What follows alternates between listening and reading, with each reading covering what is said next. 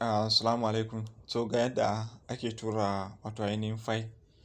In mutum ya shiga cikin wallet nashi kamar haka, za ka zo sai ka danna kan wannan wurin wallet ɗin. So in ka danna kan wannan wurin wallet ɗin zai buɗo maka wannan feji na biyu. To anan kamar yadda muka sani nan wurin ana saka passphrase ne anan, ka fahimta. So in ka mutum ya saka passphrase nashi a nan wurin sai ya zo sai ya unlock with passphrase.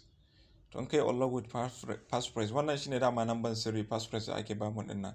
To mutum sai ya zo ya unlock with passphrase din nan. Ina dannawa shine wallet nashi zai buɗu.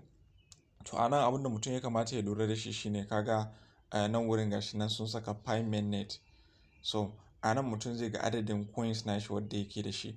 So nan wannan wurin pay and request din nan anan ne mutum zai je ya tura ko kuma a turo masa. To sai mutum sai ya danna nan wurin. So kana danna nan wurin zai buɗe maka feji kamar haka. To abinda mutum zai yi shine wannan manual add wallet address din mutum zai danna, sai ya danna. Kana dannawa zai buɗo ka fejin da zaka tura coins. So anan wurin gashi nan na rubuta guda 10. To adadin coins ɗin da mutum yake da shi yake so zai tura. Anan wurin mutum zai wato ainihin zai rubuta. Nan kuma wallet address ɗin da zaka tura wa coins ɗin nan mutum zai saka.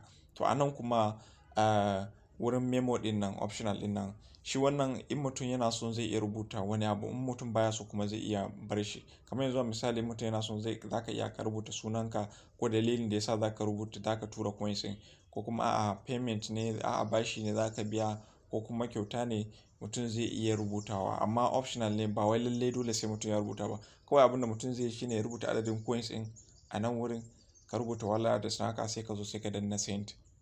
Mutum yana danna send shikenan sai ya jira, yana jira zai nuna masa cewa coins na ya riga da ya tafi, ya fita zuwa wato ainihin wannan wallet address ɗin da ka tura din. To yadda ake tura coins kenan daga wallet address naka na pi zuwa wani.